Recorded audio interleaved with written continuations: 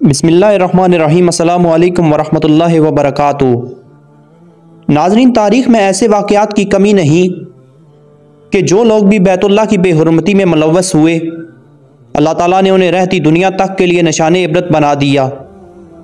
बेशक उसमें अबराहा हाथियों की फ़ौज लेकर गलत इरादे से आए, या उनमें असाफ़ो नाइला हों जिन्होंने बैतुल्लाह के अंदर बेहुरमती की और अल्लाह ताला ने उन्हें निशाने इबरत बना दिया। अरबों के दो मशहूर बुत असाफ और नाइला, जो कि सफ़ा और मरवा पर पड़े हुए थे। ज़माना जाहिलियत में अरब के लोग इनकी पूजा करते थे। ये दोनों बुत इंसानों के हाथों के तराशे हुए ना थे, बल्कि ये दोनों मर्द और औरत थे जिन्होंने खाना काबा के अंदर बदफेली की और अल्लाह ताला ने इन्हें बुत बना दिया।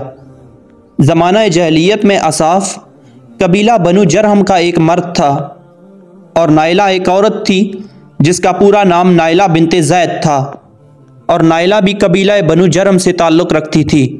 नाज़रीन, ये वो कबीला था जो सबसे पहले मक्का में आकर आबाद हुआ, लेकिन बाद में ये कबीला शिकस्त खुर्दा होकर यमन में जा बसा। अब ये दोनों यानी असाफ और नाइला यमन में ही रहा करते थे और इन दोनों के दरमियान नाजायज़ ताल्लुकात थे।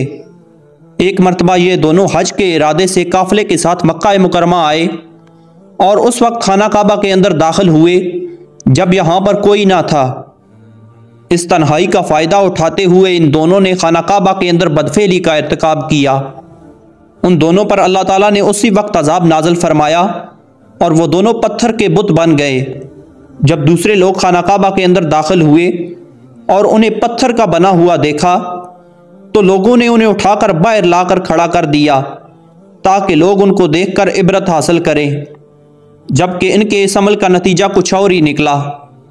लोगों ने असाफ के बुत को उठाकर सफ़ा पर रख दिया और नाइला के बुत को उठाकर मरवा पर रख दिया, और इनकी सज़ा ये तजवीज़ की कि जो भी शख्स सफ़ा और मरवा के मकाम पर जाए तो इन दोनों बुतों यानी असाफ और नाइला को एक एक जूता मारे।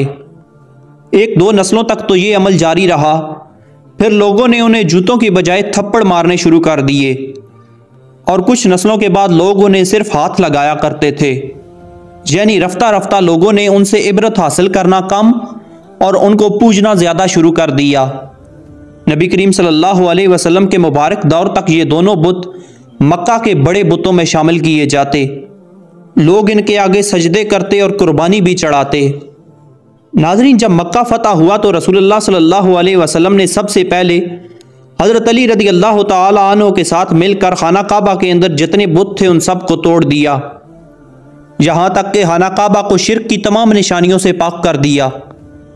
उसके बाद आप सल्लल्लाहु अलैहि वसल्लम ने सफ़ा और मरवा पर मौजूद दो बड़े बुत यानी असाफ और नाइला दोनों को तोड़ डाला। तो उस वक्त मुसलमानों के दिलों में ये सवाल खटकने लगा कि सफ़ा और मरवा के दरमियान सही हज के असल मनासिक में से है या ये सिर्फ मुशरिकाना दौर की ईजाद है। चनाचे अल्लाह ताला ने कुरान मजीद में आयत नाज़िल फरमाकर मुसलमानों की सही रहनुमाई फरमा दी कि बेशक सफ़ा और मरवा अल्लाह ताला की निशानियों में से है। बस जो काबा का हज और उम्रा करे तो इस पर कोई गुनाह नहीं कि इनके दरमियान तवाफ़ करे यानी सही करे। तो जो कोई अपनी खुशी से नेकी करे तो बेशक अल्लाह ताला कदरदान जानने वाला है। लिहाजा आज मुसलमान जो हज या उम्रा की सआदत हासिल करता है वो सफ़ा और मरवा के दरमियान 7 मरतबा सही करता है, जो कि मनासिक हज में शामिल है। नाज़रीन, अगर आपको हमारी ये वीडियो पसंद आई हो तो वीडियो को लाइक और चैनल को सब्सक्राइब ज़रूर से कर देना। अपना बहुत सारा ख्याल रखिएगा, साथ हमारे इस चैनल का भी। अल्लाह हाफिज़।